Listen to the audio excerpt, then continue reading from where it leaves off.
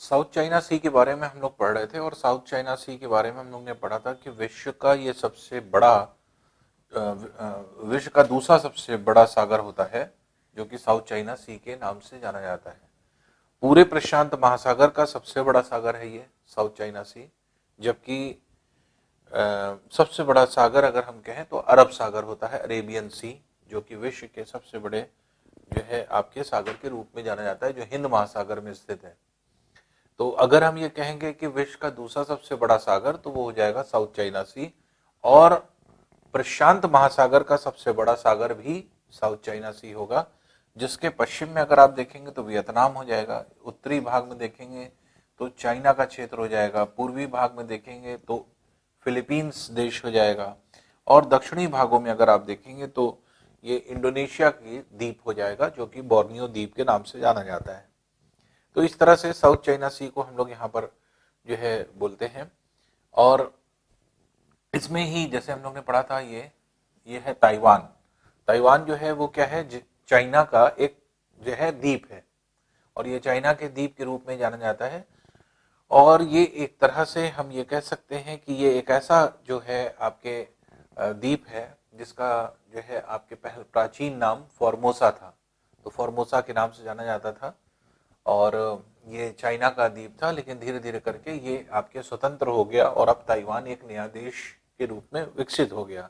उसी तरह से हांगकांग है, ये हांगकांग का पोर्शन जो है जो कि यहाँ पर तटीय क्षेत्र में पाया जाता है, ये भी आपके स्वतंत्र होकर के एक नया देश बन गया। ये भी चाइना का ही एक पार्ट था, चाइना के ही का ही एक शहर था जो कि डेवलप होकर के आपके एक तरह से देश बन गया हांगकांग। तो ये जो यहाँ पे अगर आप देख रहे हैं ये है वियतनाम। वियतनाम के बीच में बगल में पश्चिम में ये है लाओस, फिर इसके बगल में ये है थाईलैंड, इसके नीचे है कंबोडिया, बर्मा, ऊपर है चाइना। लाओस एक ऐसा देश है जो स्थल अवरुद्ध देश के रूप में जाना जाता है, land locked country. Land locked country किसको कहा जाता है? स्थल अवरुद्ध देश उस उन देशों को कहा जाता है जहां पर जो जिनकी बाउंड्री चारों तरफ अन्य देशों के सीमा से स्पर्श करती हैं, जिसके चारों तरफ स्थलीय स्थल होते हैं, जल नहीं होता। तो स्थल अवरुद्ध देश विश्व में बहुत कम है, जिसमें जो है आपके लाओस भी स्थल अवरुद्ध देश के रूप में आता है। आपके सिविल सर्विसेज में ये प्रश्न आया था और दिए गए थे 4 ऑप्शन और कहा गया था निम्न में से कौन सा देश स्थल अवरुद्ध देश है, लैंड लॉक्ड कंट्री है। और ऑप्शंस में वियतनाम दिया था, लाओस दिया था, कंबोडिया दिया था, थाईलैंड दिया था। तो जिसमें से आप देखेंगे लाओस जो है ये स्थल अवरुद्ध देश है। बाकी सारे कंट्रीज, चाहे वो वियतनाम हो, कंबोडिया हो, चाहे आपके बर्मा हो, थाईलैंड हो, मलेशिया हो, ये सब जो है आपके समुद्र को टच करते हैं। तो ये जो है लाओस स्थल अवरुद्ध देश के रूप में जाना जाता है। और जो आपके ये वाली लाइन आप देख रहे हैं ये है 15 डिग्री, यहां से होकर के जाती है 17 डिग्री अक्षांश। 17 डिग्री अक्षांश वियतनाम को 2 पार्ट में डिवाइड करती है। वियतनाम भी 2 भाग में विभक्त हो गया, उत्तरी वियतनाम और दक्षिण वियतनाम में। तो 17 डिग्री अक्षांश, जैसे आपने पढ़ा था कि 38 डिग्री अक्षांश, ये 38 डिग्री लैटिट्यूड जो है, 38 डिग्री अक्षांश जो है उत्तरी अक्षांश, 38 डिग्री नॉर्थ लैटिट्यूड, ये क्या करता था, ये विभाजित करता था उत्तरी कोरिया को दक्षिण कोरिया से। उसी तरह से 17 डिग्री अक्षांश, 17 डिग्री उत्तर अक्षांश जो है ये विभाजित करता है उत्तरी वियतनाम को दक्षिण वियतनाम से। तो वियतनाम भी 2 भाग में आपके विभक्त हो जाते हैं जो कि यहाँ पर पाए जाते हैं।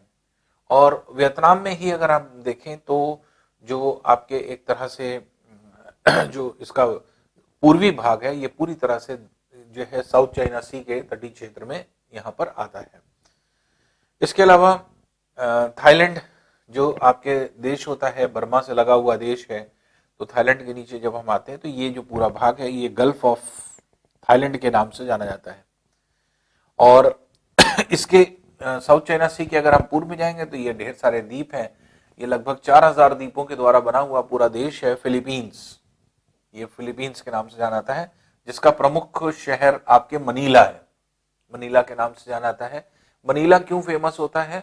मनीला फेमस इसलिए होता है कि यहाँ पर विश्व का जो अनुसंधान केंद्र है रिसर्च सेंटर है आपके राइस का, जो है धान का।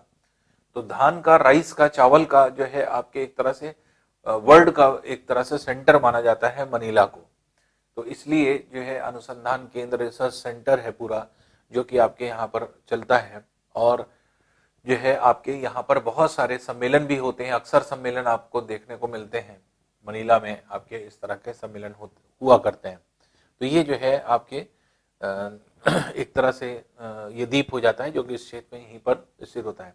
इसी में मनीला के बाद नीचे अगर हम लोग देखें तो यहीं पर जो आपके द्वीप, इसके द्वीप हैं, इन द्वीपों में जैसे मिंडानाओ इसका प्रमुख द्वीप है। मिंडानाओ इसका दक्षिणी द्वीप के रूप में जाना जाता है, जो कि डेवॉय के नाम से भी जाना जाता है। डेवॉय है, मिंडानाओ है, ये सब जो है आपके एक तरह से स्थान हो जाते हैं, द्वीप हो जाते हैं, जो कि यहाँ पर स्थित होते हैं। ऊपर जो आपके द्वीप होता है फिलीपींस का लुजोन द्वीप होता है, तो लुजोन द्वीप ऊपर है और मिंडानाओ जो है आपके नीचे है। तो ये जो है आपके सबसे उत्तरतम द्वीप और दक्षिणतम द्वीप आप ये कह सकते हैं, दक्षिण में पाया जाने वाला जो प्रमुख द्वीप है। तो उन प्रमुख द्वीपों में अगर हम कहें तो ये आपके मिंडानाओ जो है आपके प्रमुख द्वीप हो जाता है इसका। अब देखिए यहाँ से जो बर्मा और थाईलैंड का जो क्षेत्र आ रहा है, यहीं पर आकर के खत्म होता है यहाँ पे मलेशिया। मलेशिया का पूरा क्षेत्र है जो कि यहाँ पर पाया जाता है। और मलेशिया जिसमें कुआलालंपुर जिसका जो है आपकी राजधानी भी होती है। और मलेशिया के दक्षिण में यहाँ पे अगर आप देखेंगे तो छोटा सा देश जो इससे अलग हुआ ये है सिंगापुर। तो सिंगापुर के नाम से जाना जाता है ये आपके देश जो कि यहाँ पर स्थित होता है। तो सिंगापुर जो है आपके प्रमुख जो है आपके द्वीप हो जाता है, जो कि देश हो जाता है जो कि यहाँ पर स्थित होता है। और ये जो आपके एक तरह से सिंगापुर है, तो ये भी पहले क्या था, ये जितने भी आपके देश देख रहे हैं आप, ये सब पहले चीन के अधिकृत थे। धीरे धीरे करके आपके स्वतंत्र हुए और स्वतंत्र होकर के आपके अलग अलग देश बने। तो सिंगापुर बहुत ही ज्यादा प्रचलित इसलिए है क्योंकि बहुत ज्यादा डेवलप कर गया और हर एक चीज जो है आपके एक तरह से आप ये कह सकते हैं आर्किटेक्चरल डेवलपमेंट यहाँ पर बहुत ज्यादा है।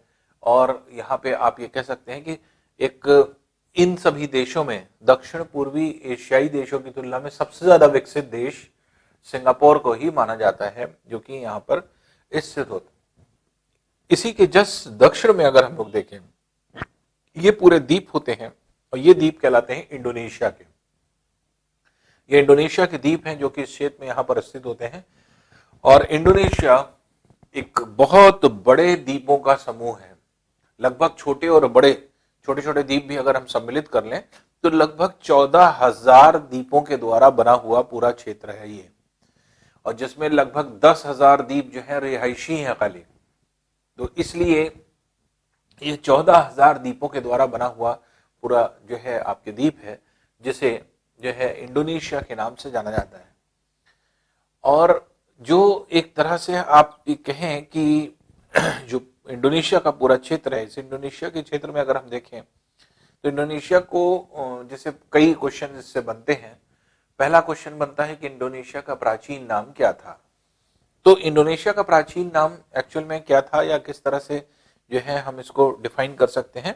तो इसके लिए जैसे मान लीजिए, सपोज कर लीजिए हम ऐसे अगर हम डिफाइन करें कि अगर ये पूरी पृथ्वी है और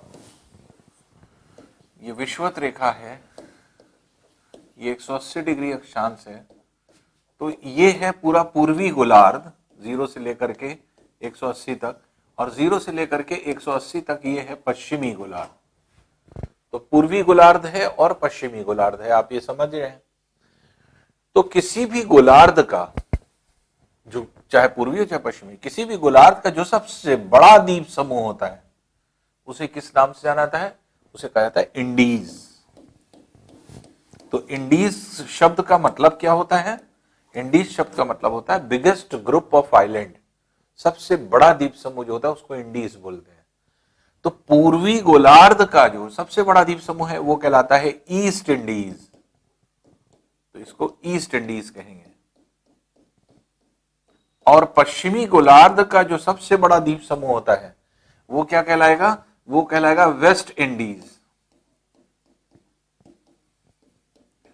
तो तो ये वेस्ट इंडीज के नाम से जाना जाता है।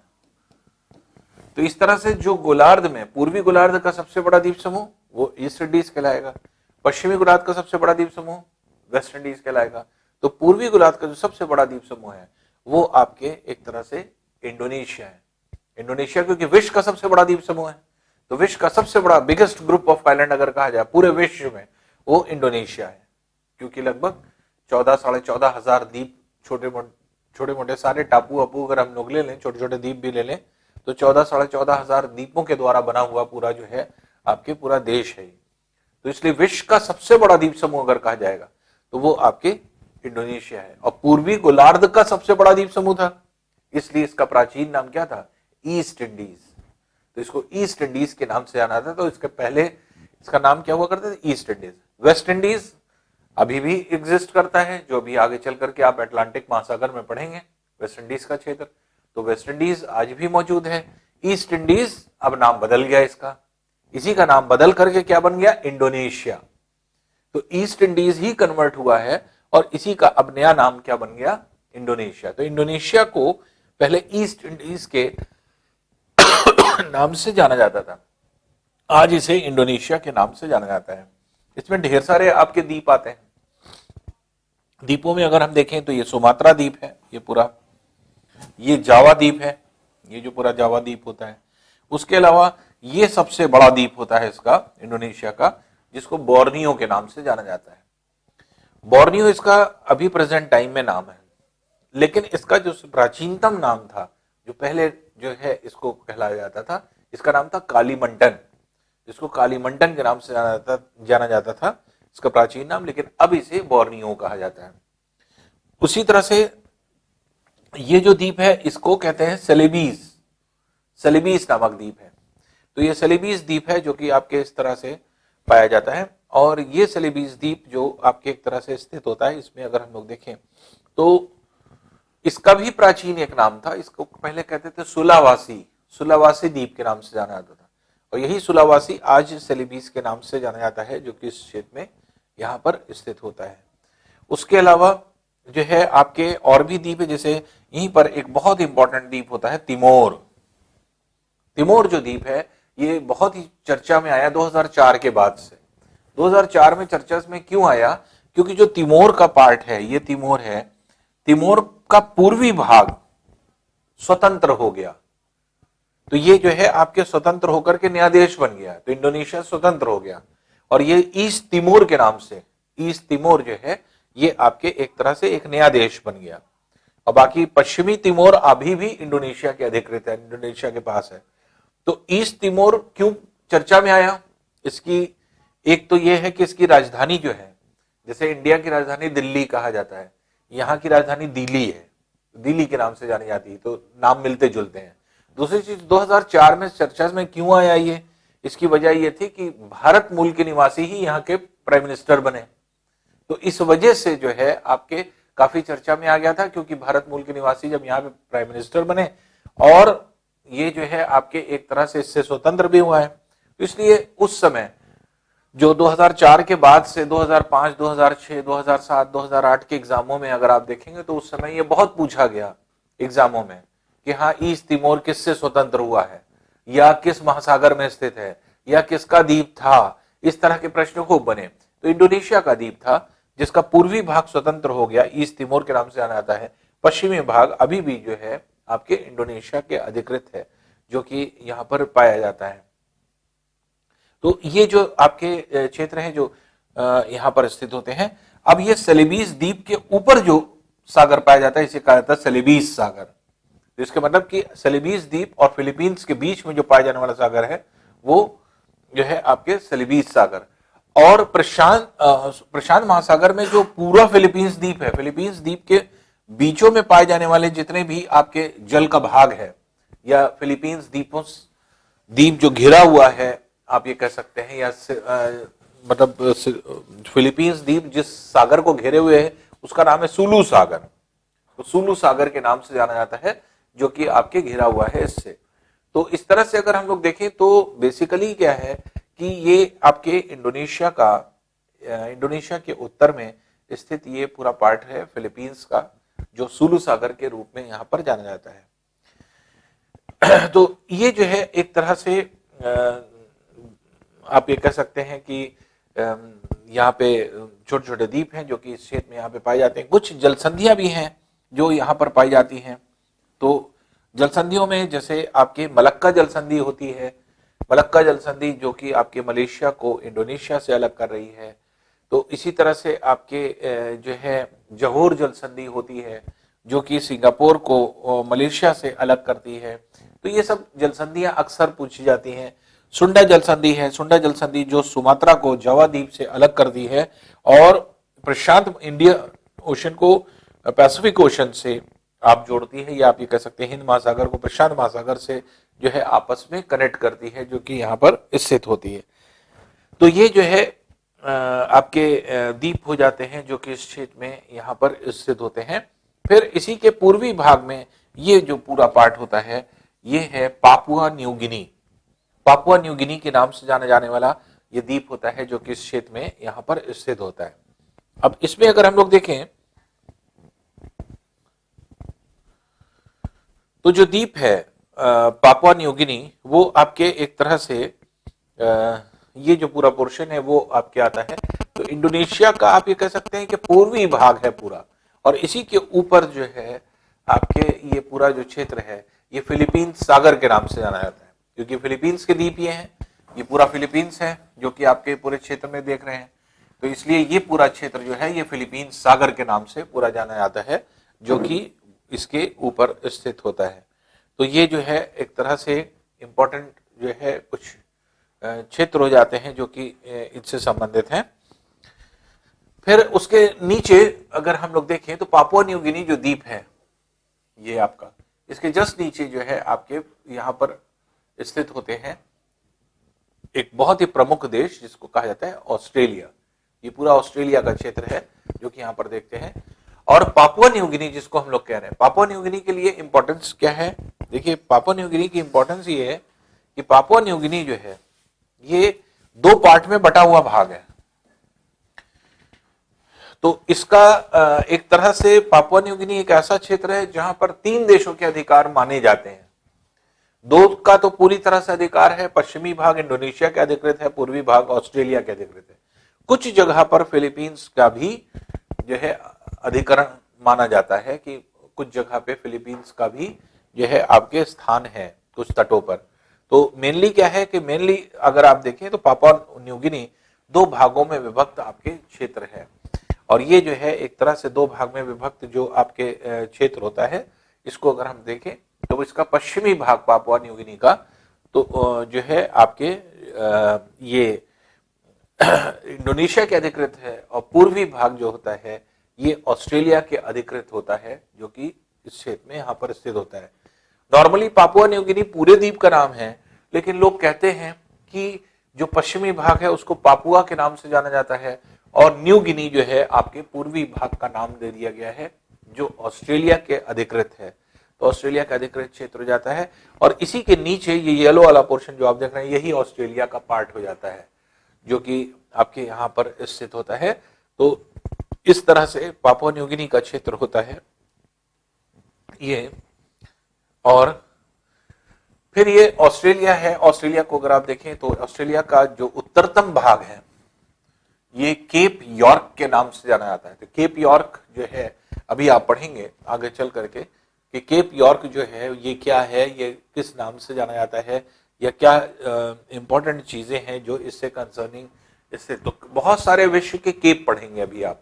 अंतरीप, तो अंतरीप क्या होता था? कोई प्रायद्वीप का जो अंतिम बिंदु होता था। प्रायद्वीप किसको कहते थे? पेनिनसुला किसको कहते थे? पेनिनसुला या प्रायद्वीप ऐसे भाग को कहते थे, ऐसा स्थल जो 3 ओर से जल से घिरा होता है, और उसका अंतिम बिंदु जो होता है उसको अंतरीप या केप के नाम से जाना जाता है। तो केप यॉर्क जो है आपके एक तरह से उत्तरतम बिंदु के नाम से जाना जाता है ऑस्ट्रेलिया के। ऑस्ट्रेलिया में भी देखिए बहुत सारी वैरायटी है। इसमें ऑस्ट्रेलिया में अगर आप देखेंगे तो डिफरेंट कलर से, यहाँ तो बहुत जो है सेम कलर से दिखाया जा रहा है इसलिए बहुत क्लियर नहीं है। यहाँ पे आप देख सकते हैं कि ऑस्ट्रेलिया का पश्चिमी भाग ये वेस्टर्न ऑस्ट्रेलिया के नाम से जाना जाता है। फिर ये नॉर्दर्न टेरिटरी के नाम से जाना जाता है जो बीच वाला पार्ट होता है ऊपर का। पूर्वी भाग जो है इसका क्वींसलैंड के नाम से जाना जाता है, ये क्वींसलैंड का क्षेत्र हो जाता है। ये साउथ ऑस्ट्रेलिया हो जाता है, दक्षिण ऑस्ट्रेलिया के नाम से जाना जाता है। ये प्रांत हैं, इनके स्टेट्स हैं जो कि पाए जाते हैं। फिर न्यू साउथ वेल्स के नाम से ये पूरा पार्ट जाना जाता है, और फिर विक्टोरिया के नाम से ये वाला पार्ट जाना जाता है।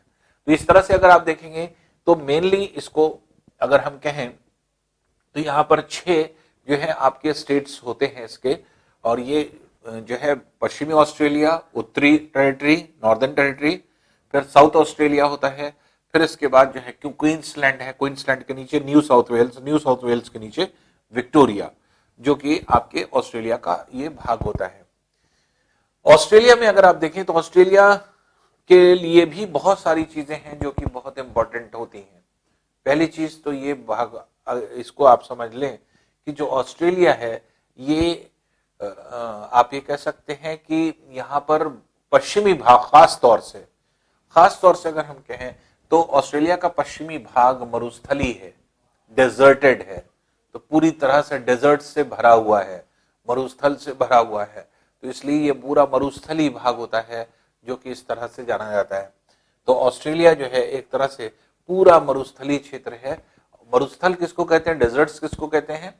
डेजर्ट या मरुस्थल ऐसे जो है सागरों को कहा जाता है, ऐसे स्थलों को कहा जाता है जहां पर 50 सेंटीमीटर से कम वर्षा होती है। तो 50 सेंटीमीटर से कम वर्षा वाले स्थान जो होते हैं उनको मरुस्थल या डेजर्ट्स कहते हैं। तो डेजर्ट्स या मरुस्थल का अभिप्राय होता है जहां पे बहुत कम वर्षा हो, स्कैंटी रेनफॉल हो। तो स्कैंटी रेनफॉल जहां पे less than 50 centimetre of rainfall होती है, वो जो है आपके डेजर्ट्स के रूप में जाने जाते हैं। तो ऑस्ट्रेलिया का खास तौर से पश्चिमी भाग पूरा मरुस्थली है, डेजर्टेड है, और बहुत कम बारिश होती है ऑस्ट्रेलिया में, जिसकी वजह से पश्चिमी भाग में खास तौर से, जिसकी वजह से पूरा मरुस्थल डेवलप्ड है। इसीलिए ऑस्ट्रेलिया को जो है आपके 2 प्रमुख नामों से जाना जाता है। पहला, ऑस्ट्रेलिया को क्या कहते हैं? ऑस्ट्रेलिया को कहा जाता है मरुस्थलों का देश, लैंड ऑफ डेजर्ट्स। तो मरुस्थलों का देश अगर कहा जाए तो वो ऑस्ट्रेलिया है, और लैंड ऑफ डेजर्ट्स के नाम से जाना जाता है। दूसरी इंपॉर्टेंट चीज अगर हम लोग देखें तो ऑस्ट्रेलिया को प्यासी भूमि भी कहते हैं, थर्स्टी लैंड। इसको प्यासी भूमि या थर्स्टी लैंड इसी वजह से कहा जा रहा है क्योंकि इसकी जमीन जो होती है वो खुश्क होती है, ड्राई होती है, सूखी होती है, जिसकी वजह से क्योंकि बारिश की पानी कम होता है, तो इस तरह से जैसे कि बरसात, जैसे आपके बरसात शुरू होने से पहले जमीन पूरी जो है सूखी होती है और उसमें जितना पानी डालिए पूरा का पूरा पानी अंदर जज्ब हो जाता है। तो वही चीज जो है आपके पूरे जमीन में आपके पाई जाती है कि वो जमीन, ऐसी जमीन क्या होती है, प्यासी, जिसको हम लोग कहते हैं। जैसे हम लोगों को बहुत ज्यादा प्यास लगती है तो हम लोग क्या करते हैं, 1 गिलास पानी पिया, नहीं पता चला, 2 गिलास पानी पिया, 3 गिलास पानी पिया, कई गिलास पानी पी जाते हैं हम लोग जब प्यासे होते हैं। तो इसका मतलब पानी कहाँ जा रहा है ये नहीं पता होता है, प्यास जो है हम लोग बुझाते हैं। उसी तरह से जमीन जब सूखी होती है उसके अंदर पानी आप डालते जाए या वर्षा होती जाए, वर्षा का पानी जो है आपके गिरता रहे और वो सब के सब गायब होता जाए, तो वो क्या है, इस प्यासी भूमि। तो ऑस्ट्रेलिया में भी इतना ज्यादा सूखा रहता है और बारिश वारिश होती भी है तो पानी अंदर गायब हो जाता है और पानी चला जाता है और पता भी नहीं चलता कि हाँ वो पानी गया कहाँ, और पूरी जो है क्षेत्र सूखा पड़ा रहता है। तो इसलिए जो है आपके इसको प्यासी भूमि या थर्स्टी लैंड के नाम से जाना जाता है। और जैसे हमने आपको कहा कि इसको मरुस्थलों का देश कहते हैं। तो ऐसे तो 5 इसके बड़े मरुस्थल हैं, लेकिन कहा जाता है छोटे बड़े मिलाकर के 22 मरुस्थल टोटल पाए जाते हैं। तो मेनली 5 बड़े मरुस्थल हैं, बड़े डेजर्ट्स हैं जो कि पाए जाते हैं। तो ग्रेट सैंडी डेजर्ट ये रहता है जो कि यहाँ पे पाया जाता है। फिर इसके दक्षिण पूर्व में आएंगे तो गिब्सन मरुस्थल है। इसके दक्षिण पूर्व भाग में आएंगे तो ग्रेट विक्टोरिया मरुस्थल है। तो ये जो है आपके एक तरह से मरुस्थल ये आपके हो गए यहाँ। उसके अलावा यहाँ पर आपके हैं सिम्पसन मरुस्थल, सिम्पसन मरुस्थल के नाम से जाना जाता है। और यहीं ऊपर जो है आपके एक और मरुस्थल होता है जिसका नाम होता है तनामी मरुस्थल। तो इस तरह से अगर आप देखेंगे तो आपको लर्न भी हो जाएगा, great Sandy, Gibson, great Victoria, फिर सिम्पसन, फिर तनामी। तो ये आपके एक तरह से मरुस्थल हो जाते हैं, डेजर्ट्स हो जाते हैं जो कि इस क्षेत्र में यहाँ पर पाए जाते हैं। तो Great Sandy deserts, Gibson desert, Great Victoria, Simpson और तनामी। तो ये जो है आपके 5 बड़े मरुस्थल हैं और इन 5 बड़े मरुस्थल होने की वजह से इसे मरुस्थलों का देश के नाम से जाना जाता है।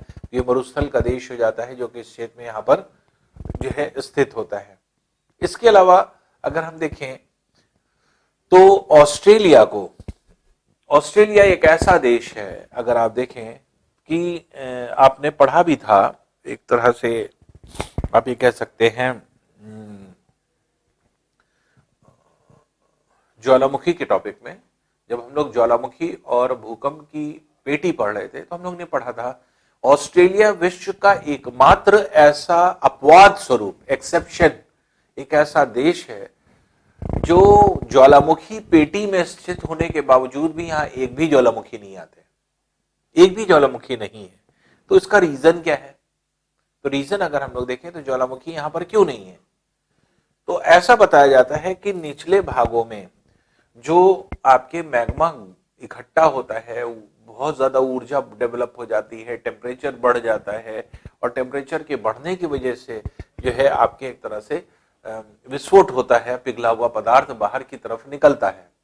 तो ये जो बाहर की तरफ निकलने वाला जो पूरा पदार्थ होता है, इसको अगर हम लोग देखें तो ये जो आपके क्षेत्र है, इसको अगर हम जो है डिफाइन करें तो एक तरह से हम इस तरह से डिफाइन कर सकते हैं कि इसको जैसे अलग अलग क्षेत्र में अलग अलग नामों से जाना जाता है। जैसे हॉट स्प्रिंग, गर्म चश्मा जिसको कहते हैं, या इसी को जैसे मान लीजिए गर्म चश्मा जिसको हम लोग कह रहे हैं, उसी को गेजर्स भी कहा जाता है। तो गेजर या गर्म चश्मा क्या होता है? जब आंतरिक भागों में ऊष्मा मैग्मा के रूप में बाहर नहीं निकल पाती, तो यही ऊष्मा जल को मिल जाती, भूमिगत जल, अंडरग्राउंड वाटर गर्म होने लगता है। और भूमिगत जल जब गर्म होने लगता है तो आपको पता है कि 100 डिग्री सेंटीग्रेड के बाद टेम्परेचर जल का नहीं बढ़ता, वो क्या होने लगता है? स्टीम में कन्वर्ट होने लगता है, भाप में कन्वर्ट होने लगता है। तो आंतरिक भागों में क्या होता है कि पानी बहुत ज्यादा गर्म हो जाता है और 100 डिग्री सेंटीग्रेड टेम्परेचर हो जाने के बाद जो है आपके वो भाप में कन्वर्ट हो जाता है, स्टीम बनने लगती है, भाप बनने लगती है, और जिसकी वजह से प्रेशर बहुत ज्यादा डेवलप हो जाता है। हाई प्रेशर डेवलप होने की वजह से अपने आप पानी high pressure towards low pressure खुद ब खुद बाहर की तरफ निकलने लगता है। तो जमीन से जब गर्म पानी बाहर की तरफ निकलने लगता है, तो इसी को गर्म चश्मा या हॉट स्प्रिंग के नाम से जाना जाता है, या इसी को गेजर्स भी कहते हैं। तो विश्व का सबसे बड़ा गर्म चश्मे का क्षेत्र यही पूरे क्षेत्र में यहां पर पाया जाता है, पूर्वी भाग में। तो हॉट स्प्रिंग्स या गेजर्स या फिर इन्हीं को आर्टिशियन वेल कहा जाता है। इसको क्या कहेंगे? Artisan well.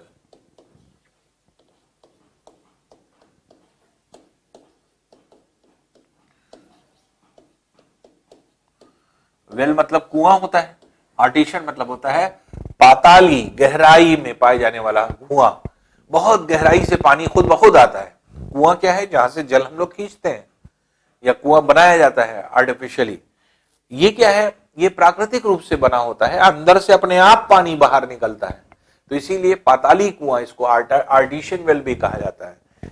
तो आर्टिशियन वेल भी कहते हैं, इसी को गेजर भी कहा जाता है, तो गेजर्स के नाम से भी जाना जाता है इन्हीं को हॉट स्प्रिंग्स भी कहा जाता है। तो छोटे छोटे माइन्यूट डिफरेंस हैं इनमें जो कि आपके इसमें पाए जाते हैं।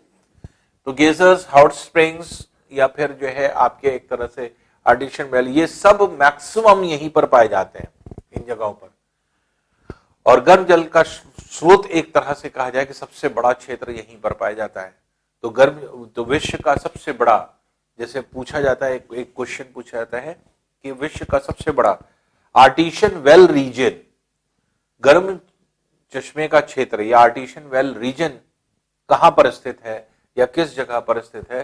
तो वो है ऑस्ट्रेलिया। तो ऑस्ट्रेलिया विश्व का सबसे बड़ा आर्टिशियन वेल क्षेत्र है जो कि यहां पर स्थित होता है। और यहां पे अगर हम लोग देखें तो इस तरह से, अगर जो आपके एक तरह से ऑस्ट्रेलिया की बात अगर हम करें तो ऑस्ट्रेलिया एक ऐसा क्षेत्र है जहां पे एक तरह से जो है सबसे बड़ा जो है आर्टिशियन वेल रीजन यहां पर पाया जाएगा। अब जब क्वेश्चन पूछा जाएगा कि विश्व का सबसे बड़ा आर्टिशियल रीजन कहाँ पाया जाएगा, तो उसका आंसर क्या होगा? ऑस्ट्रेलिया। उसके अलावा अगर आप देखें तो ऑस्ट्रेलिया के अलावा न्यूजीलैंड, पूर्वी भाग में यहीं पर न्यूजीलैंड पाया जाता है। ये पूरा न्यूजीलैंड का क्षेत्र है। तो ये ऑस्ट्रेलिया के दक्षिण पूर्वी भाग में न्यूजीलैंड देश होता है जो कि यहाँ पर स्थित होता है। तो न्यूजीलैंड का क्षेत्र होता है। और इसके अलावा जो है आपने जैसे उसमें पढ़ा था ज्वालामुखी के क्षेत्र में, तो ज्वालामुखी में जैसे आपने पढ़ा था आइसलैंड, एक देश का नाम। आइसलैंड में विश्व के सर्वाधिक ज्वालामुखी पाए जाते हैं और ज्वालामुखियों का देश आइसलैंड को कहा जाता था। तो आइसलैंड जो है विश्व का सबसे बड़ा ज्वालामुखी जो है क्षेत्र होता है, जो कि यहाँ पर जो है देखने को मिलता है। इसलिए जो है हम ये कह सकते थे कि मतलब वो ज्वालामुखी वहां पर जो आते थे उनकी वजह से भी जो है गर्म चश्मे बहुत निकलते थे। तो गर्म चश्मे विश्व में अगर हम देखें तो 3 देशों में सबसे ज्यादा मारे जाते हैं। तो पहला स्थान ऑस्ट्रेलिया है, दूसरे स्थान पे न्यूजीलैंड आता है, तीसरे स्थान पे आइसलैंड आता है। तो इसलिए गर्म चश्मों का क्षेत्र आप ये कह सकते हैं आपके ये है, ये आर्टिशियन वेल रीजन। तो विश्व का सबसे बड़ा आर्टिशियन वेल रीजन ऑस्ट्रेलिया में है, और फिर उसके बाद न्यूजीलैंड में है, और फिर उसके बाद आइसलैंड देश में आपके पाया जाता है। ऑस्ट्रेलिया के पूर्वी भागों में ये है ग्रेट डिवाइडिंग रेंज, ये पर्वत होते हैं जो कि सबसे बड़े पर्वत हैं ऑस्ट्रेलिया के पूर्वी भाग में। तो ग्रेट डिवाइडिंग रेंज के नाम से जाना जाता है, जो कि आपके पर्वत होते हैं जो कि इस क्षेत्र में यहाँ पर स्थित होते हैं।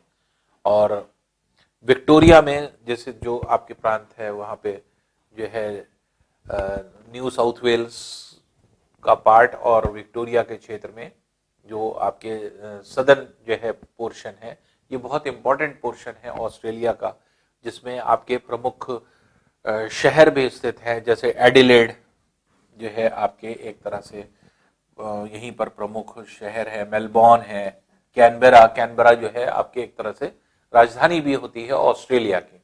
तो ऑस्ट्रेलिया की राजधानी कैपिटल भी आपके होती है, न्यूकासल है, सिडनी है, ये सब प्रमुख शहर हैं जो कि आपके इस जो है जगह पे पूर्वी भागों में यहाँ पर पाए जाते हैं। तो दक्षिण पूर्वी भाग में ऑस्ट्रेलिया के साथ ऑस्ट्रेलिया के दक्षिण में अगर हम लोग देखें तो ये छोटा सा जो द्वीप होता है ये कहलाता है तस्मानिया द्वीप। ये तस्मानिया द्वीप है जो कि इस क्षेत्र में स्थित होता है, ये तस्मानिया द्वीप के नाम से जाना जाता है। तो तस्मानिया अलग से स्वतंत्र होकर के एक नया देश बना, एक अलग देश बना, और ये एक अलग देश के नाम से जाना जाता है। तो और यहाँ पर जो जलसंधि इसको अलग करती है, इस जलसंधि को बास जलसंधि कहते हैं। तो बास जलसंधि जो है वो ऑस्ट्रेलिया को तस्मानिया द्वीप से अलग करती है। और तस्मानिया के चारों तरफ पाए जाने वाले सागर को तस्मान सागर कहा जाता है। तो तस्मान सागर वो पूरा क्षेत्र हो जाता है जो कि तस्मानिया को चारों तरफ से घेरे भी है और ऑस्ट्रेलिया और न्यूजीलैंड के बीच में भी है। तो ऑस्ट्रेलिया न्यूजीलैंड के मध्य पाए जाने वाले सागर का नाम अगर पूछा जाए तो उसका नाम हो जाएगा तस्मान सागर, क्योंकि तस्मानिया देश है। तस्मानिया देश को के चारों ओर पाए जाने वाले सागर को तस्मान सागर कहते हैं, तस्मान सी। तो तस्मान सागर है और देश जो है वो तस्मानिया के नाम से जाना जाता है। इसके चारों ओर स्थित ये भाग हो जाता है। इसके अलावा अगर आप देखें तो तस्मानिया देश के अलावा जो पूर्वी भाग में, दक्षिण पूर्वी भाग में ये है न्यूजीलैंड। न्यूजीलैंड भी एक तरह से लगभग ऑस्ट्रेलिया की तरह ही है, लेकिन एक स्वतंत्र देश के रूप में पाया जाता है। और जो आपके एक तरह से इसके भी यहाँ पर भी उसी तरह का बिल्कुल एनवायरनमेंट है, उसी तरह का कल्चर है, सेम कल्चर पाया जाता है जो कि आपके ऑस्ट्रेलिया में पाया जाता है, वही न्यूजीलैंड में पाया जाता है। तो न्यूजीलैंड अपने आप में एक स्वतंत्र देश है जो कि इस क्षेत्र में यहाँ पर स्थित होता है। और यहाँ पे अगर हम देखें तो सबसे इम्पोर्टेंट चीज जो है आपके इसकी ये आती है न्यूजीलैंड की, कि बेसिकली जो न्यूजीलैंड है ये अब धीरे धीरे करके, पहले तो ये था कि आपके डेवलपमेंट यहाँ पर ऑस्ट्रेलिया के बाद स्टार्ट हुआ, लेकिन इसने बहुत तेज प्रोग्रेस किया और कुछ मानों में, कुछ फील्ड में ऑस्ट्रेलिया के से आगे निकल गया न्यूजीलैंड। तो इसलिए ऑस्ट्रेलिया जैसे सुंदरता में अगर आप देखेंगे तो न्यूजीलैंड बहुत सुंदर हो गया ऑस्ट्रेलिया से। जबकि डेवलपमेंट बहुत बाद में स्टार्ट हुआ न्यूजीलैंड में। तो एक तरह से न्यूजीलैंड क्योंकि छोटा द्वीप है, द्वीप के रूप में पाया जाता है पूरा देश, तो इसलिए जो है आपके ये न्यूजीलैंड, तस्मानिया, ऑस्ट्रेलिया, इन सबको मिला करके इसको कहा जाता है ऑस्ट्रेलिया महाद्वीप। तो ऑस्ट्रेलिया देश भी है, ऑस्ट्रेलिया महाद्वीप कॉन्टिनेंट भी है। तो ऑस्ट्रेलिया, जब हम महाद्वीप की बात करेंगे तो ऑस्ट्रेलिया महाद्वीप को ऑस्ट्रेलिया, न्यूजीलैंड, तस्मानिया, इन सब द्वीपों के को जोड़ करके ही पूरा जो है आपके बोला जाता है ऑस्ट्रेलिया महाद्वीप, ऑस्ट्रेलिया कॉन्टिनेंट। तो ऑस्ट्रेलिया कॉन्टिनेंट में मुख्यतः ये 3 देश प्रमुख रूप से आते हैं, जिसमें ऑस्ट्रेलिया है, न्यूजीलैंड है और तस्मानिया है। तो इसको सम्मिलित रूप से क्या कहेंगे? इसको कहते हैं ऑस्ट्रेलिया महाद्वीप। तो ये ऑस्ट्रेलिया महाद्वीप, दैट इज ऑस्ट्रेलिया कॉन्टिनेंट। और ऑस्ट्रेलिया कॉन्टिनेंट एकमात्र ऐसा कॉन्टिनेंट है जो द्वीपों के रूप में है, सारे कॉन्टिनेंट्स द्वीप के रूप में नहीं है। तो यही सिर्फ एक ऐसा जो है आपके ये है कि ऑस्ट्रेलिया भी एक द्वीप है, न्यूजीलैंड भी एक द्वीप है, तस्मानिया भी एक द्वीप है, एक आइलैंड के फॉर्म में आपके तीनों देश पाए जाते हैं। या आप ये कह सकते हैं पूरा महासागर जो है वो आइलैंड के फॉर्म में है। तो इसलिए इसे जो है आपके तस्मानिया जो है आपके एक तरह से ये द्वीप के नाम से जाना जाता है, जो कि इस क्षेत्र में यहाँ पर स्थित होता है। और न्यूजीलैंड है, ऑस्ट्रेलिया है, ये तो इसको सबको मिला करके हम लोग ऑस्ट्रेलिया महाद्वीप कहते हैं। और क्योंकि ऑस्ट्रेलिया महाद्वीप महासागर के बीच में द्वीपों के रूप में स्थित है, इसलिए इसको ओशंस में स्थित है, इसीलिए इसको ओशनिया भी कहा जाता है। तो ऑस्ट्रेलिया महाद्वीप का दूसरा नाम क्या है? ओशनिया।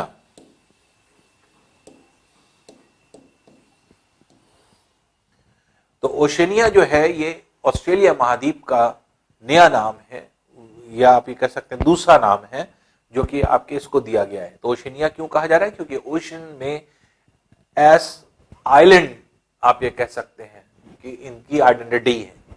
तो ये आइलैंड के फॉर्म में जो है इनकी आइडेंटिटी पाई जा रही है, और इस वजह से ये एक ऐसा जो है आपके महाद्वीप है, कॉन्टिनेंट है, जो कि ओशंस के बीच में द्वीप के रूप में है, चारों तरफ से ओशन से घिरा हुआ है। तो इसलिए जो है आपके ओशनिया के नाम से जाना जाता है। तो जबकि सारे जितने भी और महाद्वीप अगर आप देखेंगे तो कोई ऐसा महाद्वीप पूरी तरह से आपको नहीं मिलेगा जो कि पूरी तरह से जल से चारों तरफ से घिरा हो, एंटार्क्टिका छोड़ करके। एंटार्क्टिका छोड़ करके, चाहे वो उत्तरी अमेरिका की बात करें, दक्षिण अमेरिका की बात करें, आपके यूरोप की बात करें, एशिया की बात करें, अफ्रीका की बात करें, इन सभी महाद्वीपों में जो मुख्य महाद्वीप हैं, अगर हम कहें 5 ये मुख्य महाद्वीप हैं और बाकी छठा ये है और 7वां जो है एंटार्क्टिका है। तो ये जो आपके एक तरह से जितने भी महाद्वीप हैं चारों तरफ से ओशन से घिरे नहीं है, कुछ दूर तक ओशन से, कुछ तरफ दूसरे जो है द्वीपों से या दूसरे जो है आपके महाद्वीपों से घिरे हुए हैं। जैसे उत्तरी अमेरिका टच्ड है दक्षिण अमेरिका से, तो कुछ हिस्सा जो है दक्षिण अमेरिका से टच करता है। सिर्फ ऑस्ट्रेलिया एक ऐसा जो है आपके महाद्वीप है जो कि आपके ओशंस के फॉर्म में आपके दिखाई पड़ता है, दिखता है। इसके अलावा जैसे ऑस्ट्रेलिया की बात अगर हम करें तो ऑस्ट्रेलिया में जो है आपके यहां पर है ग्रेट बैरियर रीफ। ये क्या है? ये विश्व की सबसे बड़ी प्रवाल भित्तियों की चट्टानें हैं। ये प्रवाल भित्तियों द्वारा निर्मित जो है, कोरल रीफ्स के द्वारा निर्मित जो है आपके चट्टानें होती हैं। अब ये कोरल रीफ्स होते क्या है? इनको जैसे अगर आप देखें, कोरल रीफ्स क्या होते हैं? जैसे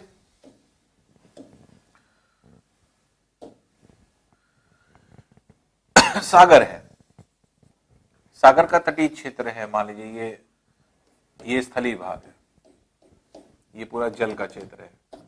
सूर्य का प्रकाश आया, यहां पे प्रकाश संश्लेषण की प्रक्रिया किया, तो यहां पर प्रवाल विकसित होते हैं, कोरल्स, कोरल पोलिप जिनको कहा जाता है, प्रवाल भित्ति। प्रवाल भित्ति को विकसित होने के लिए 2-3 चीजों की आवश्यकता है। कम से कम 20 डिग्री सेल्सियस के आसपास तापमान हो, 20 डिग्री के आसपास तापमान की जरूरत पड़ती है, टेम्परेचर की जरूरत पड़ती है। उसके अलावा क्या है, उसके अलावा अगर हम 20 डिग्री सेल्सियस की बात हम करें तो टेम्परेचर इसके आसपास 20 डिग्री, 22 डिग्री, 21 डिग्री इस तरह से होना चाहिए। उसके अलावा क्या है, उसके अलावा जो है आप ये कह सकते हैं कि जो आपके ये महासागर है, तो ये एक तरह से महासागर का जल भी इसमें होता है, और तटीय क्षेत्र में जो महासागर का जल होता है उसमें सॉल्ट होता है, लवण होते हैं, सॉल्टी वाटर होता है। तो इसकी दो बेसिक रिक्वायरमेंट है प्रवाल भित्तियों के विकसित होने की। एक तो लवणता होनी चाहिए, सैलिनिटी होनी चाहिए, सॉल्ट होना चाहिए, और दूसरा सूर्य का प्रकाश होना चाहिए, ऊष्मा होनी चाहिए, पर्याप्त मात्रा में 20 डिग्री सेल्सियस तक तापमान हो। अगर 20 डिग्री सेल्सियस तक तापमान होता है और समुद्री लवणता होती है तो प्रवाल भित्ति विकसित होने लगती है, विकसित होती जाएगी, एक के ऊपर एक, एक के ऊपर एक, एक के ऊपर एक। और फिर जैसे ही टेम्परेचर रिड्यूस होता है, या मान लीजिए कि सूर्य अभी है यहाँ पे, सूर्य अगर मान लीजिए नीचे चला गया, दक्षिण में चला गया, और ये उत्तरी जो है आप उत्तरी गोलार्ध में सागर है ये, तो तिरछा प्रकाश पड़ने की वजह से टेम्परेचर कम हो जाएगा। जब टेम्परेचर कम हो जाएगा तो ऐसी कंडीशन में यहाँ पे क्या होने लगता है, इन सभी क्षेत्रों में टेम्परेचर जो है आपके एक तरह से जब कम हो जाएगा तो ये प्रवाल भित्ति मर जाती है तो ये कठोर हो जाती है, पत्थर बन जाते हैं। फिर अगले साल फिर सूर्य ऊपर आया, फिर टेम्परेचर बढ़ गया, फिर रिक्वायरमेंट हो गई आपके एक तरह से ये कहा जाए कि जो रिक्वायर्ड जो इसके लिए डेवलप होने के लिए जो रिक्वायरमेंट है वो फुलफिल हो गई, जो कि समुद्री लवणता और तापमान, फिर ये विकसित होने लगे, फिर ये विकसित होने लगे। इस तरह से हर साल विकसित होते होते ये निकल जाते हैं बाहर, और जब ये बाहर निकल जाते हैं तो यही जो है आपके चट्टानें बन जाती कठोर, और इन्हीं चट्टानों को हम क्या कहते हैं, मूंगा चट्टान। ये मूंगा रॉक्स के नाम से जाना है। मूंगा पत्थर जो पहने जाते हैं तो वो इसी से बनते हैं। तो रेड कलर के जो स्टोन आप पहनते हैं तो वो क्या है, वो आपके मूंगा पत्थर होता है, मूंगा चट्टान। तो मूंगा चट्टान कैसे बनती है, प्रवाल भित्तियों के द्वारा बनती है, कोरल रीफ्स के द्वारा, ये कोरल रीफ्स के द्वारा जो है आपके बनती है। तो ये जो है एक तरह से ये कहा जाए कि ये चट्टानें जो है आपके इससे बन रही, कोरल रीफ्स से बन रही हैं। तो जिसकी वजह से क्या होता है कि कोरल रीफ्स जो होता है ये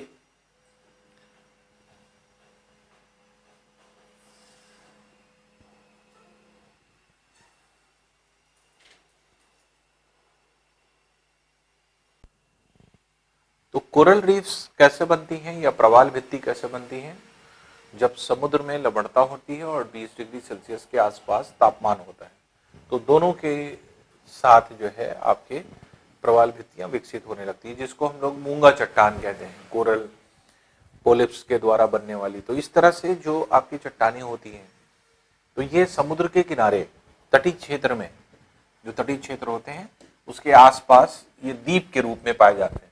तो इस तरह के छोटे छोटे द्वीप अगर आप देखते हैं, समुद्र तटीय क्षेत्र के आसपास छोटे छोटे द्वीप देख रहे हैं, ये क्या है, जमीन से निकले हुए पत्थरों से बने हुए ये आपके, तो ये जमीन से ऐसे पत्थर से निकले हुए द्वीप होते हैं जो कि आपके बनते हैं।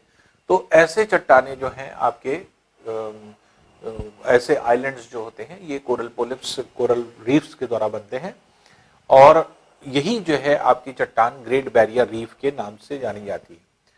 तो ऑस्ट्रेलिया में ये सबसे बड़ी, विश्व की सबसे बड़ी जो है आपके चट्टान है जो कि यहाँ पर पाई जा रही है, जिसको ग्रेट बैरियर रीफ के नाम से जाना जाता है। तो ग्रेट बैरियर रीफ अगर हम कहते हैं तो ये एक ऐसी चट्टान है, ये एक ऐसा जो है आपके एक तरह से आप ये कह सकते हैं कि जो चट्टान का पार्ट है उसको अगर हम ये कहें तो ये विश्व की सबसे बड़ी चट्टान होती है जो कोरल रीफ्स के द्वारा बनती है, और इसी वजह से इस पूरे सागर का नाम कोरल सागर पड़ा है, इसको कोरल सागर के नाम से जाना जाता है। ये पूरा कोरल सागर है जो कि यहाँ पे आप देखते हैं, ये जो पूरा पार्ट है ये देखिए कोरल सागर। तो ये ग्रेट बैरियर रीफ की वजह से बना हुआ जो है आपके ये सागर होता है।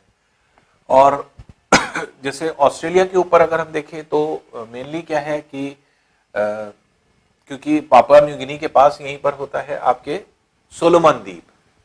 सोलोमन द्वीप है तो इसलिए सोलोमन आइलैंड के नाम से सोलोमन आइलैंड सी है, इसलिए सोलोमन सागर इसको कहते हैं। इसके ऊपर सोलोमन सागर है जो कि यहाँ पे पाया जाता है। फिर ऑस्ट्रेलिया के ऊपरी भाग में ये जो देख रहे हैं आप, कारपेंट्रिया की खाड़ी, गल्फ ऑफ कारपेंट्रिया, ये जो पोर्शन है गल्फ ऑफ कारपेंट्रिया के नाम से, कारपेंट्रिया की खाड़ी के नाम से जाना जाता है ये पोर्शन। यहां पर तिमोर द्वीप था, तो तिमोर द्वीप के नीचे ये तिमोर सागर कहलाता है, इसीलिए तो तिमोर द्वीप के नीचे जो है आपके तिमोर सागर के नाम से जाना जाता है, जो कि यहाँ पर स्थित होता है। तो ये जो है आपके ऑस्ट्रेलिया के इर्द गिर्द पाए जाने वाले प्रमुख सागर हो जाते हैं। फिर विश्व की सबसे बड़ी बाइट जो होती है वो ग्रेट ऑस्ट्रेलियन बाइट है, जो ऑस्ट्रेलिया के दक्षिण में पाई जाती है, ऑस्ट्रेलिया के दक्षिणी भागों में। और ऑस्ट्रेलिया के पश्चिमी भाग में अगर आप देखेंगे तो हिंद महासागर का भाग आ जाता है। तो ये पश्चिमी भागों में हिंद महासागर से घिरा हुआ है।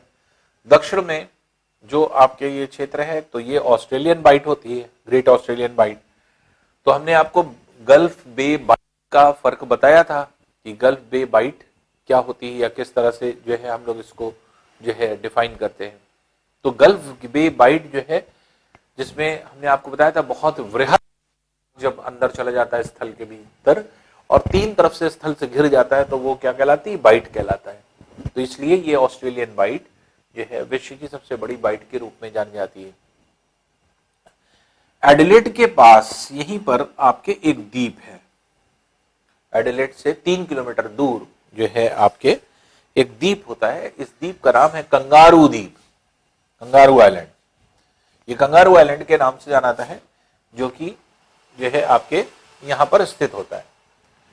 और ये कंगारू द्वीप को अगर हम लोग कहें तो इसमें अगर हम देखें तो सबसे इंपॉर्टेंट चीज ये होती है कि इस पूरे द्वीप पर कंगारुओं की संख्या बहुत ज्यादा है। तो कंगारू आप देखते हैं कि ऑस्ट्रेलिया का प्रमुख जीव है, प्रमुख मेन एनिमल है आप ये कह सकते हैं। और कंगारू जैसे आप देखते हैं कि कंगारू एक अजीब तरह का जो है आपके जानवर है, जिसमें 2 पैरों पर वो चलता है, 2 पैर ऊपर हाथ में लिए रहता है, जो हाथ इसके हैं वो ऊपर होते हैं, 2 पैरों पर मूव करता है। उसके आगे पाउच होता है, पाउच में अपने बच्चे को रखे रहता है। तो ये कंगारू की विशेषता होती है और ये कंगारू सबसे ज्यादा इसी द्वीप पर पाए जाते हैं। इस द्वीप पर इतने कंगारू हैं कि जितना पूरे विश्व मिला के नहीं है अकेले। तो यहीं से कंगारू माइग्रेट किए हैं आपके ऑस्ट्रेलिया के क्षेत्रों में, या फिर जो है आपके तस्मानिया में, या फिर जो है आपके न्यूजीलैंड में। लेकिन मेनली कंगारू जो है आपके सबसे ज्यादा पाए जाते हैं पूरे ऑस्ट्रेलिया में। तो विश्व के सबसे ज्यादा कंगारू यहाँ पर स्थित हैं, और जिसमें सबसे ज्यादा कंगारू क्योंकि इस द्वीप पर रहते हैं इसीलिए इस द्वीप का नाम कंगारू द्वीप पड़ गया। तो ऑस्ट्रेलिया को एक और नाम से जाना जाता है, कंगारुओं का देश, लैंड ऑफ कंगारूज। तो ये आपके कंगारुओं का देश भी कहा जाता है। तो ऑस्ट्रेलिया के क्या क्या नाम हो गए अब? तो आपने पढ़ा कि ऑस्ट्रेलिया को प्यासी भूमि, थर्स्टी लैंड कहा जाता था। ऑस्ट्रेलिया को मरुस्थलों का देश, लैंड ऑफ डेजर्ट्स के नाम से जाना जाता था। और ऑस्ट्रेलिया को जो है एक तरह से अपने कंगारुओं का देश भी कह दिया, लैंड ऑफ कंगारूज कह दिया। और ऑस्ट्रेलिया महाद्वीप को ओशनिया के नाम से भी जाना गया। तो इस तरह से आपके ऑस्ट्रेलिया से कंसर्निंग बहुत सारे क्वेश्चन होते हैं जो कि आपके इस तरह से बनते हैं। और ये सारे जो आपके एक तरह से छोटे छोटे क्वेश्चंस हैं, इनको दिमाग में आप रखेंगे तो किसी भी तरह का क्वेश्चन जो आपके एग्जाम में आएगा वो आसानी से इजीली आप उन क्वेश्चन को टैकल कर पाएंगे। तो बेसिकली जो है आपके इन चीजों को आपको समझना होता है। और ऑस्ट्रेलिया एक तरह से ये कहा जाए कि बहुत इंपॉर्टेंट पार्ट होता है, बहुत इंपॉर्टेंट क्वेश्चंस बनते हैं जो कि इससे संबंधित होते हैं। और ये भी ध्यान रखिएगा इस बात का कि ये प्रश्न खूब पूछा जाता है, ऑस्ट्रेलिया न्यूजीलैंड के मध्य कौन सा सागर है? तो वो हमने आपको बताया तस्मान सागर है। तस्मान सागर क्यों कहा जाता है? क्योंकि तस्मानिया की वजह से। तस्मानिया देश है, तस्मानिया देश को चारों तरफ से घेरे हुए जो सागर है उसको तस्मान सागर कहते हैं। और यही तस्मान सागर जो है वो ऑस्ट्रेलिया न्यूजीलैंड के मध्य पाया जाता है। तो ऑस्ट्रेलिया और जो है न्यूजीलैंड के मध्य पाए जाने वाले सागर को जो है तस्मान सागर के नाम से जाना जाता है। तस्मान सागर हो जाता है जो कि यहाँ पर स्थित होता है। अब देखिए ऑस्ट्रेलिया के साथ साथ जो आपके ऑस्ट्रेलिया है, इसको अगर हम लोग देखें तो इसमें ऑस्ट्रेलिया के साथ साथ अब यहाँ पे प्रशांत महासागर को अगर हम लोग पूरा कंप्लीटली देखें तो प्रशांत महासागर में ढेर सारे जो है आपके एक तरह से गर्तें पाई जाती हैं। अब ये गर्त क्या होती है इसको समझ लें। तो अभी एक टॉपिक आएगा इसी में, महासागरों की आंतरिक संरचना।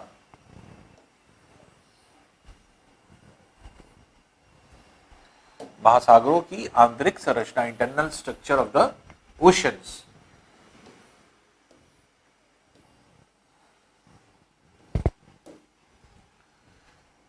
आपको पता है कि जहां पर दो प्लेटें एक दूसरे से दूर जाती हैं, ये प्लेट है, उसी के बीच में जल का भाग महासागर पाए जाते हैं।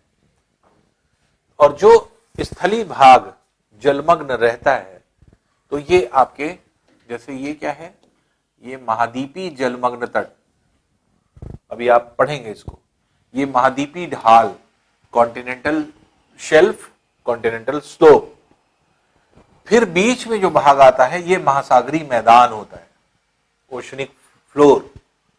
और क्योंकि प्लेट विपरीत जा रही है इसलिए गहरी गहरी दरारें होती हैं, यहाँ पे गहरी गहरी दरारें पाई जाती हैं, भूमि फट जाती है, जमीन फट जाती है अंदर। जो गहरी दरारें होती हैं इनको कहा जाता है गर्त, दैट इज ट्रेंच। ये सारी चीज अभी पढ़ेंगे आप, इनको गर्त कहा जाता है। और इन गर्तों से, क्योंकि आंतरिक भाग में जैसे स्थलीय भाग पर ज्वालामुखी उद्गार होते हैं, महासागर के अंदर भी होते हैं ज्वालामुखी उद्गार, और महासागर के अंदर अगर ज्वालामुखी उद्गार हो रहे हैं तो मैग्मा निकलता है और जम जाता है, ऊंचे ऊंचे इस तरह से चट्टान नुमा जो है, ऊंचे ऊंचे पत्थर बना जो है आपके एक तरह से पत्थर नुमा चट्टानों का निर्माण कर लेता है। तो इसे क्या कहते हैं, इसे कहा जाता है कटक रिज। तो ये कटक कहलाता है। तो ट्रेंचेस में से, गर्त में से मैग्मा निकल करके बाहर की तरफ जमा, बाहर की तरफ निकला, ऊंचे ऊंचे पर्वत बनाए, और इसी को हम लोग रिज भी कहने लगते हैं, कटक कहने लगते हैं। तो हिंदी में कटक, इंग्लिश में रिज कहते हैं। और जो दरारें होती हैं उनको ट्रेंच या गर्त के नाम से हिंदी में जाना जाता है। इस तरह से अगर हम लोग देखें तो ये अभी आपके टॉपिक आएगा इंटरनल स्ट्रक्चर, जिसमें आप ये सारी चीजें पढ़ेंगे। पूरे पृथ्वी पर अगर हम देखें तो टोटल 57 गर्तें पाई जाती हैं, 57 ट्रेंचेस हैं जो कि आपके पाई जाती है, जिसमें से प्रशांत महासागर में 32 गर्तें पाई जाती हैं, 32। अटलांटिक महासागर में 19 गर्तें पाई जाती हैं, और 6 गर्तें पाई जाती हैं आपके हिंद महासागर में, जो टोटल मिलकर के 57 गर्तें हो जाती हैं। तो 32 गर्तें हैं, जो सबसे ज्यादा गर्तें हैं वो प्रशांत महासागर में, पैसिफिक ओशन में। 19 गर्तें पाई जाती हैं, 19 ट्रेंचेस हैं जो कि आपके अटलांटिक महासागर में, और 6 गर्तें पाई जाती हैं हिंद महासागर में। अगर ये कहा जाए कि किस महासागर में एक भी गर्त नहीं है तो वो क्या हो जाएगा, आर्कटिक महासागर। तो आर्कटिक महासागर में कोई गर्त नहीं है, तो इसलिए आर्कटिक महासागर गर्त रहित है, गर्त में नहीं पाई जाती। और प्रशांत महासागर में जो गर्तें हैं, 32 गर्तें, उसमें से जो प्रमुख गर्तें हैं उनको अगर हम लोग देखें तो सबसे गहरी गर्त जो होती है वो होती है मैरियाना गर्त, फिलीपींस के पास जो पाई जाती है, फिलीपींस देश के पास। मैरियाना गर्त विश्व की सबसे गहरी गर्त है, 11,033 मीटर गहरी होती है। कुछ वैज्ञानिक इसे 11,022 मीटर भी मानते हैं।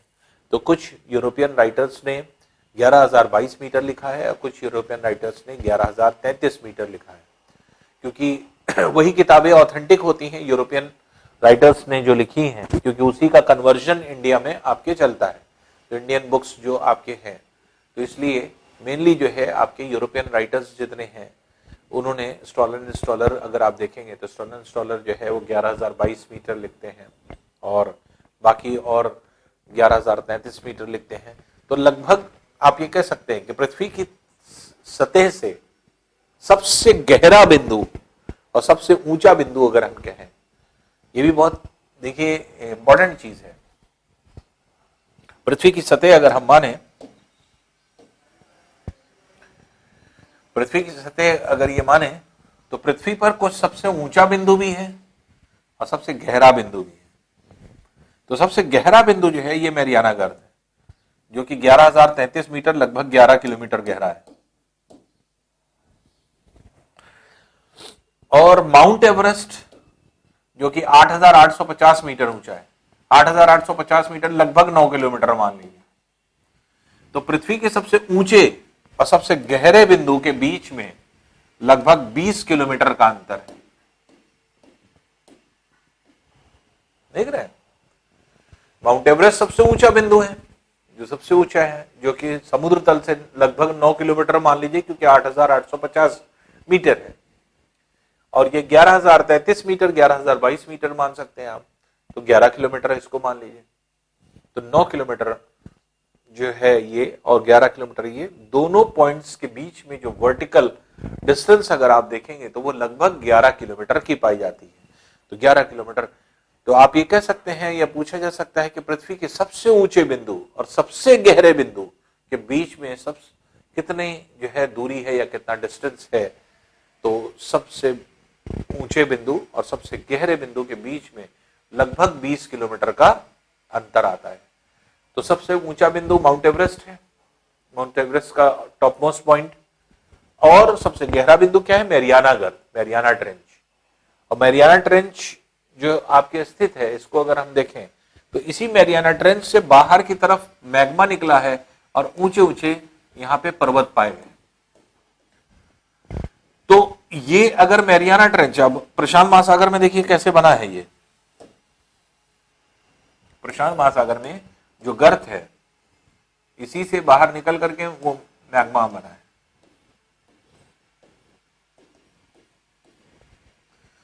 मैग्मा बाहर निकल करके ऊंचे ऊंचे पर्वत बन गए हैं।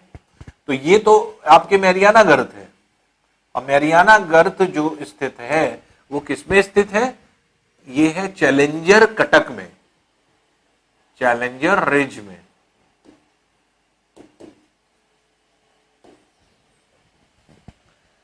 तो चैलेंजर जो है कटक है और जबकि मैरियाना गर्त है, ट्रेंच है। तो चैलेंजर रिज जो है वो किससे, कहां से, कैसे बनी है?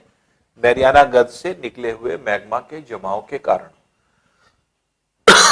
या आपसे कहा जाए मैरियाना गर्त या चैलेंजर कटक कहां स्थित है, तो ये दोनों का प्लेस सेम है, यही है मैरियाना गर्त। तो मैरियाना गर्त जो है ये चैलेंजर कटक के भीतर स्थित है और ये सबसे गहरी गर्त के रूप में जानी जाती है मैरियाना गर्त। ऐसे बहुत सारे हैं गर्तें, जैसे आपने पढ़ा था कि ये है उत्तरी अमेरिका का अलूशियन द्वीप। अलूशियन द्वीप के नीचे अलूशियन गर्त हो जाती है, जो कि यहां पर पाई जाती है। यहाँ पे क्यूराइल द्वीप है। तो क्यूराइल द्वीप कौन से द्वीप हुआ करते थे? जैसे ओखोट्स सागर जो हमने आपने रूस में हमने आपको बताया था, और ये कामचटका प्रायद्वीप था। कामचटका प्रायद्वीप, जो कामचटका प्रायद्वीप और जापान के बीच में जो आपके ये द्वीप होते हैं, इनको क्यूराइल द्वीप कहते हैं। क्यूराइल द्वीप होने की वजह से इसको क्यूराइल जो है गर्त के नाम से जाना जाता है। क्यूराइल गर्त हो जाती है जो कि यहाँ पर स्थित होती है। तो इस तरह से बहुत सारी गर्तें हैं जो कि आपके इस तरह से पाई जाती है। पेरू गर्त होती है, पेरू चिली गर्त होती है जो कि पाई जाती है। तो इस तरह से ढेर सारी जो है कार्माडेक गर्त, कार्माडेक गर्त बहुत इंपॉर्टेंट होती है जो कि ऑस्ट्रेलिया के उत्तर पूर्वी भाग में आपके स्थित होती है, या तस्मान या न्यूजीलैंड के आप उत्तर पूर्वी भाग में आप कह सकते हैं। हवाई द्वीप के पास पाई जाती है हवाई गर्त, तो हवाई गर्त हो जाती है जो कि इस क्षेत्र में यहाँ पर स्थित होती है। फिर इसके बाद बहुत सारी और गर्तें हैं, जैसे मेंडोसिनो फ्रैक्चर जोन जो होता है, मरे फ्रैक्चर जोन है, मोलोकाई फ्रैक्चर जोन है, क्लेरेनियन फ्रैक्चर जोन है, क्लिपर्टन फ्रैक्चर जोन है। यहाँ पे क्या है?